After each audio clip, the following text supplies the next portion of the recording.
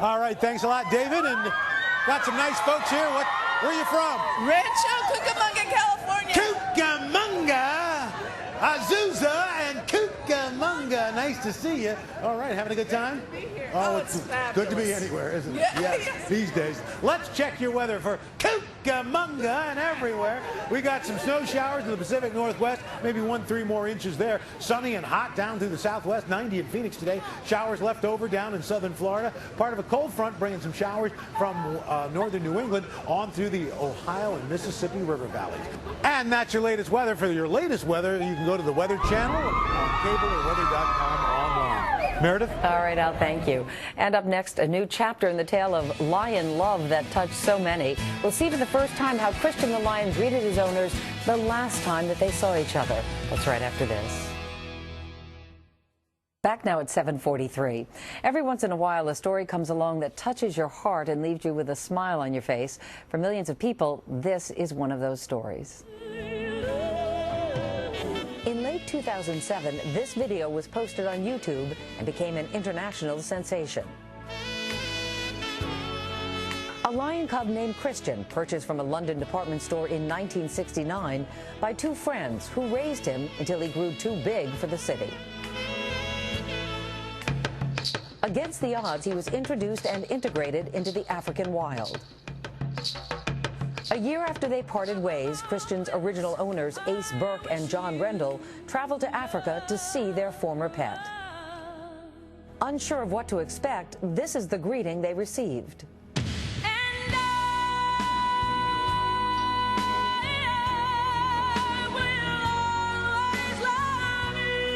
Burke and Rendell say their deep connection with the lion they raised gave their lives a sense of purpose that they hadn't previously felt. 1 year after the now famous reunion, the men returned to Africa for a second visit. The results were equally as touching. Christian was larger and more self-assured, but he was no less loving with the men who worked tirelessly to give him the best life they could. This would be the last time Burke and Rendell would see Christian, but the inspiring story of this unlikely bond lives on today. And we are pleased to have Ace Burke and John Rendell with us. They have written a book, A Lion Called Christian, the true story of the remarkable bond between two friends and a lion, as well as a children's version, Christian the Lion. Guys, good morning to both of you. Good morning. This book first came out in 1970 after you had released Christian back into the wild, but before you'd had a chance to see him again. Yes. But because of all the sensation, or the YouTube sensation really, and the interest, you've re-released the book and added chapters about seeing We've updated the You've 1971 reunion and the 1972 one. You've had time now to reflect since the YouTube video came out and was such a sensation, as I said. What do you think it is about this lion and that moment that has so moved people? There are so many issues that have arisen out of it. One, I think, is that people can appreciate the love that an animal can have for human beings. It's a completely honest. You couldn't fake that. Although a lot of people, when they saw it, there were the naysayers said that had to be staged. Yes. No way that was possible. No, that was actually his genuine reaction. You could see the excitement. Were you guys surprised in that moment that the lion responded to you the way that he did? You hadn't seen him for a year. Yeah. We knew he'd know us and would still love us the way we loved him, but we were surprised at how exuberant the greeting was, and George Adamson was surprised as well. Yes, George Adamson really was the man that helped get him back into the wild, to reintroduce him to the wild. Well, that's where we were so lucky, having had the introduction to George, that Christian had the guru of lions to help rehabilitate him. We were incredibly lucky. And that's what's good about the YouTube. It has brought people like George Adamson to another generation that weren't really aware that he did rehabilitate Elsa, and that these relationships are possible. Not that we encourage people to get a lion. No, and actually, when you got your lion in 1969, that was before the Endangered Species Act. I mean, you got it at Harrods. You bought it at Harrods. That would never happen today. But looking back on those moments with that lion and that time in London, what's your fondest memory? Well, I loved the garden where we took him every afternoon, because he was very safe there and he could entirely relax as well. So that was nearly my favorite memory of each day. And also, in a way, it wasn't quite so extraordinary that one should have a lion in London. All kinds of extraordinary things were happening at that time. Swinging London, there was music. You know, we'd see the Stones and the Beatles driving up and down the King's Road. There So a lion in the car wasn't such a big deal. Yeah, just a couple of It was Aussies spirit with a of the lion. time. But you always knew that he belonged back in the wild. That was always going to be your mission, and you did reintroduce him. That second time you saw him, this is the video that we're seeing for the first time today.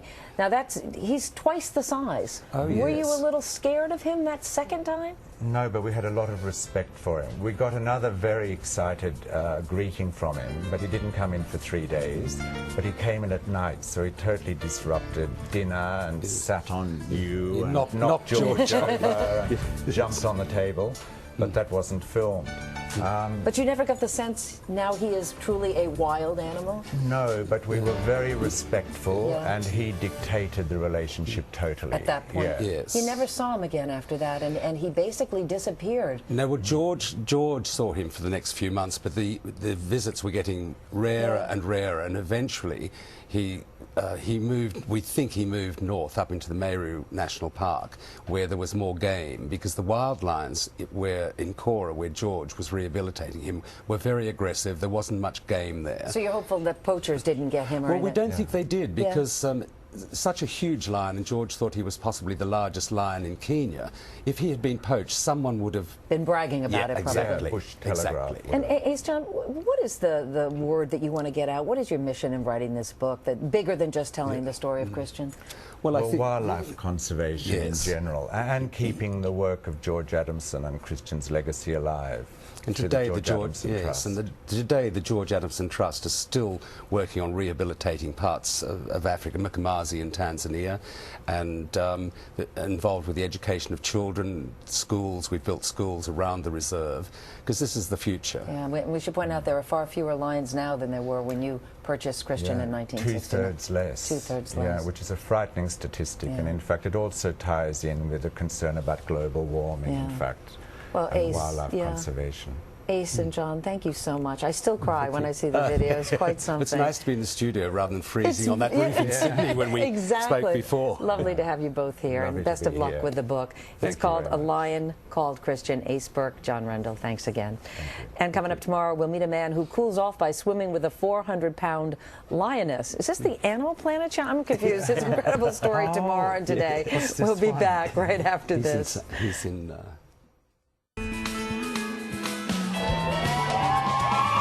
8 o'clock now on this Wednesday morning, March 18th, 2009. We loved our time in Ireland, but it's great to be back here in Rockefeller Plaza. We have a wonderful crowd to welcome us home, and welcome David as well to the show. I'm Erin Pierre, along with David Gregory and Al Roker. Matt is off today. You know what? It's nice to be home, but it was fantastic. We had such my a good gosh. time. People of Ireland so welcoming. It was really lovely. We tried our hand at that. That was bad. That was bad. There we go. Not quite the right dance, but we did that twirling. We attempted that as well, David. You both look quite handsome. Drinking, we did very well. Been a lot of Look at drinking. you. And Sheep herding? Way. That'll do. Now, the big question is, does the Guinness taste different over there as opposed to over You here, know what? right? Isn't that what I everybody... had never had Guinness before I was in Ireland. And I didn't know that. Yeah, and so it actually Boy, tastes you made pretty up good. for it. Wow. I sure did. Jeez. Yeah. Wow. But everybody I talked to said it's better in Ireland. Okay, well, I think that's it as well. All right, well, we got some serious stuff to get to here. We're going to have more on Natasha Richardson's tragic ski accident. Dr. Nancy Seiderman is going to be back to answer some questions that come up. She appeared to be fine one moment and then clearly not fine the next, and some real jeopardy here. And so it raises a lot of questions for people about if you have a serious injury like this, how do you know it's that serious? How do you know that it's not minor and that you actually need immediate attention? So Dr. Nancy is going to answer some of those And if questions. you have children who are So always scary. falling, it's very scary. Absolutely. Yeah. Absolutely. Then a little bit later on, something that is not as scary, but again, something that people are grappling with, especially a lot of families, paying for college. How do you do it? A lot of new programs, and 8 programs will begin in 2010. So is it worth delaying the start of school for a year? We're going to find out what some experts think about that. Okay, but first we're going to take a look at the morning's top stories with Natalie Morales.